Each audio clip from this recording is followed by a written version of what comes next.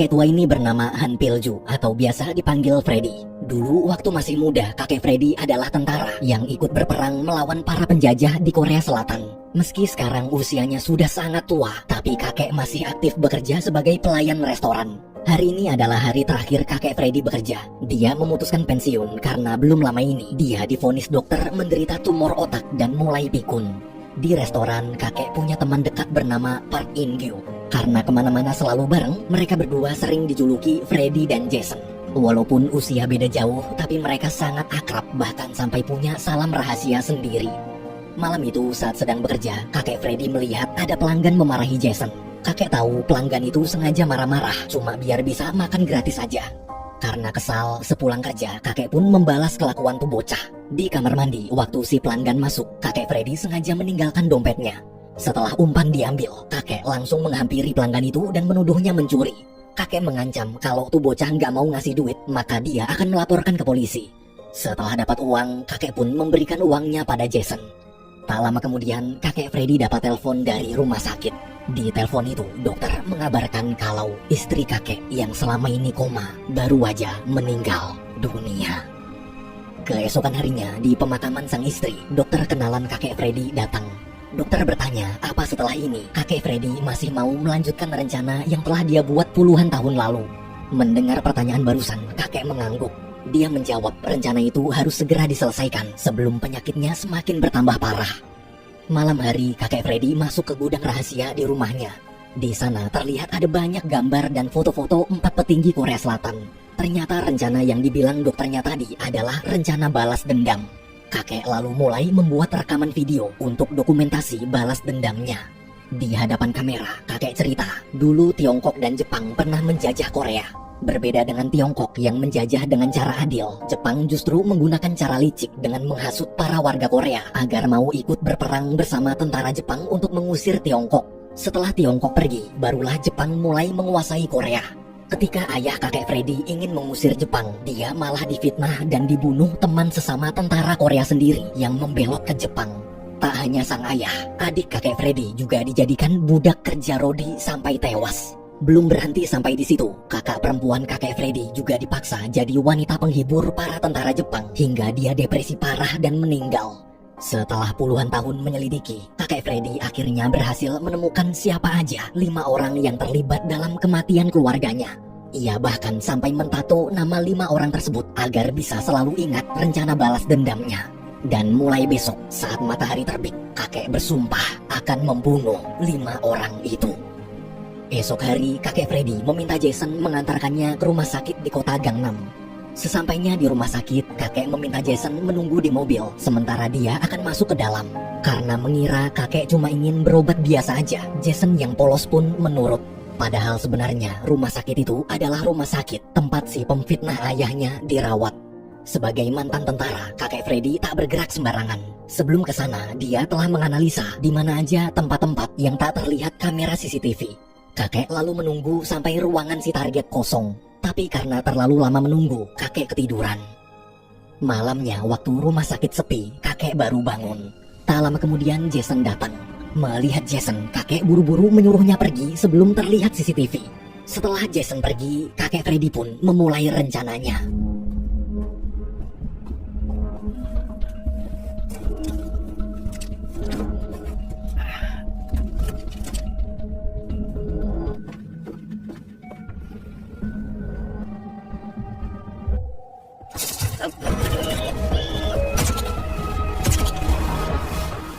Target pertama berhasil dibunuh.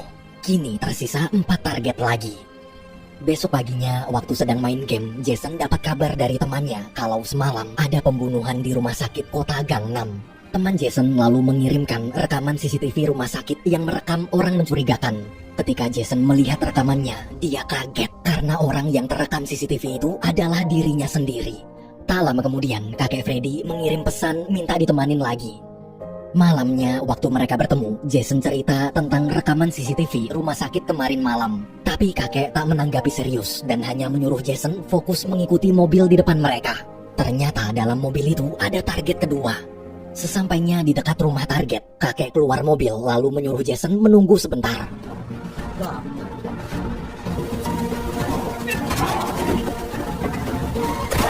Karena khawatir, Jason langsung memeriksa sumber suara tembakan. Waktu masuk, Jason kaget. Kakek Freddy baru aja membunuh orang. Kakek Freddy buru-buru mengajak Jason pergi sebelum polisi datang. Beruntung ketika polisi sampai, mereka berdua sudah pergi. Setelah memeriksa seisi rumah, detektif menemukan foto korban bersama 3 orang lainnya. Salah satu orang dalam foto adalah korban pertama kakek Freddy kemarin. Detektif yakin foto itu pasti ada hubungannya dengan kasus pembunuhan berantai ini. Paginya kakek Freddy terbangun di rumah Jason karena semalam dia pingsan di mobil. Kakek lalu menonton berita TV tentang rekaman CCTV rumah sakit. Jason di situ mengatakan dia tahu kakek Freddy lah pembunuhnya. Tapi tenang aja, dia tak akan lapor polisi. Dia cuma minta kakek tak melibatkannya lebih jauh lagi. Di tengah obrolan, ada beberapa preman datang menagih hutang. Selama ini Jason punya hutang yang cukup besar untuk membiayai pengobatan ayahnya. Setelah para preman itu pergi, kakek Freddy akhirnya menceritakan alasan dia membunuh. Ia lalu menawarkan kerjasama. Jika Jason mau jadi supir pribadinya selama seminggu, maka kakek akan membayarkan seluruh hutang Jason pakai uang tabungannya. Kakek juga janji bila rencana ini selesai, dia tak akan melibatkan Jason lagi. Karena hutangnya sudah jatuh tempo, Jason pun terpaksa menerima tawaran tersebut. Malamnya Jason mengantarkan kakek Freddy mengambil identitas palsu pesanannya. Kakek bilang besok dengan identitas palsu itu, dia akan masuk ke gedung kedutaan besar Jepang, lalu ikut acara penyambutan seorang mantan tentara Jepang yang dulu pernah berperang bersama para tentara Korea untuk mengusir Tiongkok. Target ketiganya adalah mantan tentara Jepang itu. Sementara di kantor polisi, setelah menganalisa foto, detektif langsung meminta atasan mengirim pasukan untuk menjaga acara di kedutaan besok. Keesokan harinya, kakek Freddy sampai di gedung kedutaan besar Jepang. Ketika detektif memeriksa tas kakek Freddy, dia tak curiga sama sekali karena mengira tak mungkin kakek tua di depannya itu adalah seorang pembunuh. Di toilet, kakek mulai merakit senjata. Tak lama kemudian, detektif masuk. Di sana dia mencium bau rokok sangat aneh. Karena dalam toilet hanya ada dia dan kakek Freddy, detektif pun curiga dan menyuruh anak buahnya mengawasi kakek tua itu.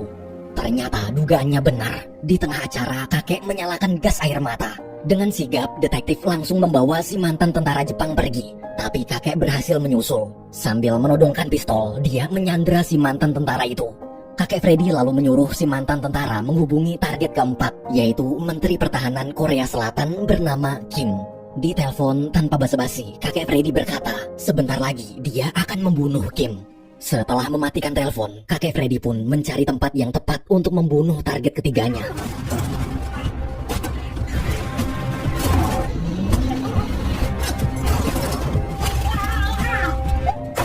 Kakek Freddy berhasil membunuh target ketiga. Karena seluruh gedung telah dikepung polisi, kakek pun menghubungi dan minta tolong Jason memanggilkan petugas ambulan ke lantai 4.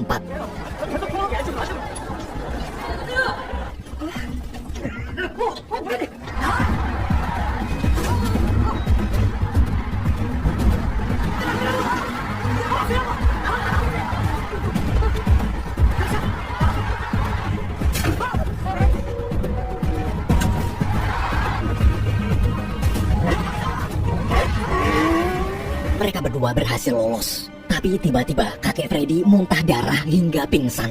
Di tengah kepanikan, Jason menemukan obat dan alamat dokter pribadi kakek Freddy. Ia lalu bergegas membawa kakek ke klinik dokter tersebut. Keesokan paginya, detektif mengunjungi rumah Kim, kemudian menunjukkan buku sejarah perang Korea. Detektif yakin pembunuhan berantai ini pasti ada hubungannya dengan sejarah perang itu. Mendengar tuduhan detektif, Kim marah. Ia mengatakan harusnya detektif fokus aja mencari pelakunya, bukan malah belajar sejarah. Di sisi lain, setelah siuman, kakek Freddy kembali merekam video. Di video itu, kakek berkata, di antara semua targetnya, Kim adalah orang yang paling dia benci. Karena saat perang berakhir, Kim si pengkhianat bukannya dihukum, tapi malah dapat penghargaan sebagai pahlawan. Bahkan besok patung simbol pahlawannya akan diresmikan. Namun setelah membunuh Kim nanti, kakek Freddy masih harus membunuh satu target lagi, yaitu seseorang bernama Kiyohara Takayoshi. Waktu kondisinya membaik, sesuai kesepakatan, kakek memberikan uang untuk melunasi hutang Jason. Jason di situ terdiam. Meski telah membunuh orang, namun Jason tetap yakin kakek Freddy yang dia kenal bukanlah orang sejahat itu. Jason yakin pasti kakek punya alasan. Sebagai salam perpisahan, Jason pun membelikan jas baru untuk kakek. Setelah membeli jas, kakek melihat di seberang jalan ada polisi mengawasinya. Ia lalu berusaha mengecoh polisi tersebut. 아니 아까 우리 차 있는 데도 있어? 앞에서요? 예. 왜 하나만 시켜요? 저도 목마른데. 저거 이게 제 돈이에요.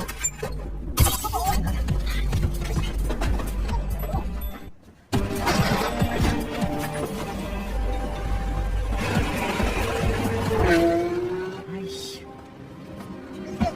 Kakek Freddy dan Jason lolos. Tapi baru juga nafas lega, di tengah jalan mobil mereka ditabrak mobil bodyguard Kim. Malamnya mereka berdua dibawa ke suatu tempat sepi. Tak lama kemudian anak Kim datang.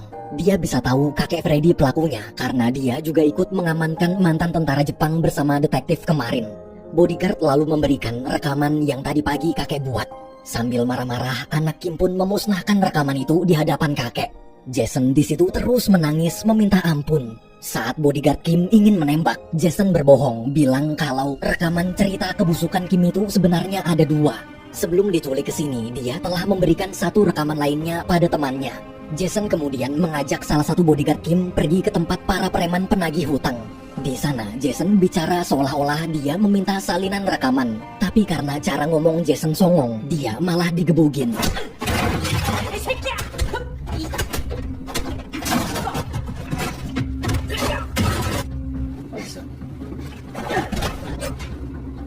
테이프 없잖아 테이프. 네, 확인하시죠.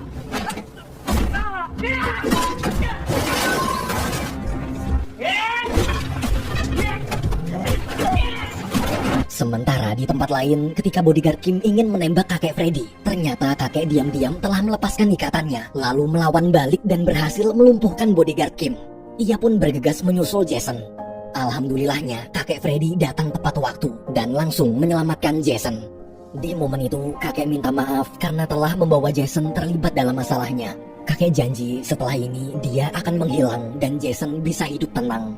Kakek lalu melanjutkan rencananya sendirian. Hanya tinggal membunuh 2 target lagi, maka semuanya akan berakhir. Setelah kakek pergi, detektif bersama polisi datang mengamankan TKP. Melihat wajah Jason, detektif ingat waktu di gedung kedutaan besar kemarin, Jasonlah yang membantu kakek Freddy kabur. Karena sudah tak bisa berbohong lagi, Jason akhirnya mengaku. Keesokan harinya, kakek memakai seragam tentaranya dulu dan menghadiri undangan acara peresmian patung pahlawan Kim. Tak hanya kakek, tapi seluruh tentara yang dulu ikut berperang bersama Kim juga hadir. Saat mendengar Kim pidato, kakek Freddy muak. Dia masih ingat dengan jelas bagaimana kata-kata licik Kim dulu yang berpidato untuk menghasut warga Korea agar mau membelot ikut membela tentara Jepang. Selesai pidato, acara dilanjutkan ke acara penyerahan penghargaan untuk tentara pejuang Korea terbaik.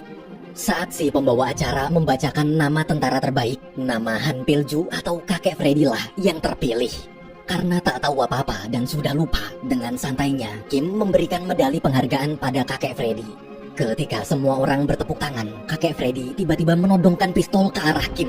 Awalnya Kim tak takut sama sekali, dia malah menantang balik kakek Freddy menembaknya. Mendengar itu, kakek kesal lalu menodongkan pistolnya ke arah cucu Kim. Kim pun mulai ketakutan. Sambil menatap tajam, kakek Freddy menyebutkan nama kakak perempuannya. Mendengar nama itu, Kim panik. Kakek kemudian menyuruh Kim menceritakan seluruh kebusukannya selama perang, terutama apa yang telah dia lakukan pada kakak perempuannya. Karena takut cucunya dibunuh, Kim pun menceritakan semua kebusukannya. Tak hanya membelot ke tentara Jepang, tapi dulu Kim jugalah yang menjadikan perempuan-perempuan Korea sebagai wanita penghibur untuk para tentara Jepang, termasuk kakak perempuan kakek Freddy. Kim tega mengorbankannya jadi wanita penghibur, padahal sebenarnya kakak perempuan kakek Freddy adalah tunangan Kim sendiri. Mendengar pengakuan itu, semua orang terdiam. Mereka tak menyangka orang yang selama ini sudah mereka anggap sebagai pahlawan ternyata pengkhianat bangsanya sendiri. Di hadapan para mantan tentara pejuang Korea, tanpa ragu, kakek Freddy langsung menembak kepala Kim.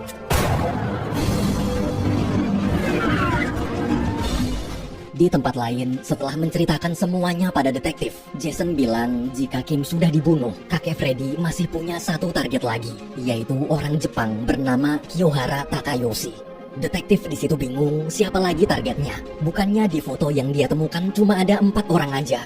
Jason lalu menganalisa nama si target terakhir. Ternyata dalam bahasa Korea, nama Kiyohara Takayoshi dibaca Han Pil-ju. Itu artinya setelah membunuh keempat target, maka target terakhirnya adalah kakek Freddy sendiri. Jason pun buru-buru menyuruh detektif ke tempat acara peresmian patung Kim. Di sana terlihat kakek Freddy sudah bersiap-siap menodongkan pistol ke kepalanya. Di momen itu, kakek Freddy teringat kejadian saat dulu kakak perempuannya baru bebas setelah bertahun-tahun dijadikan wanita penghibur. Melihat sang kakak sedih dan depresi, bukannya menenangkan, Han Pil-ju justru malah bilang kalau mulai hari ini dia akan ikut berperang bersama tentara Jepang. Ia tak peduli apa yang para tentara Jepang itu lakukan pada kakaknya. Yang terpenting jika dia bergabung dengan tentara Jepang, maka hidupnya akan terjamin. Sebelum meninggalkan kakaknya, Han Pil-ju mengatakan mulai hari ini dia akan mengubah namanya menjadi Kiyohara Takayoshi. Kepergian adik yang sangat dia sayangi itu membuat depresi sang kakak bertambah parah hingga akhirnya dia meninggal. Semenjak kejadian itu, kakek Freddy selalu merasa dialah penyebab kematian kakaknya. Tepat ketika kakek Freddy ingin menarik pelatuk pistolnya, Jason datang dan memohon agar kakek berhenti. Bagi Jason, kakek yang dia kenal bukanlah orang pengecut yang lari dari hukuman.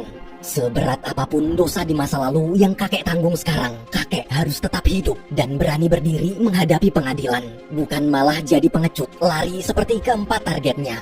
Mendengar kata-kata Jason, kakek Freddy pun menangis. Beberapa hari kemudian, terlihat Jason sedang menjenguk kakek Freddy di penjara. Kini penyakit pikun kakek semakin parah. Ia bahkan sudah tak ingat Jason lagi. Jason sangat sedih. Selama berbincang-bincang, obrolan mereka berdua seperti dua orang asing yang tak pernah kenal. Namun ketika Jason ingin pamit pergi, tiba-tiba kakek ingat salam rahasia mereka berdua. Jason pun langsung memeluk sang kakek. Baginya, kakek bukanlah orang jahat. Kakek hanyalah seorang pelayan restoran biasa dan sahabat terbaiknya. It's such a waste of what you have done.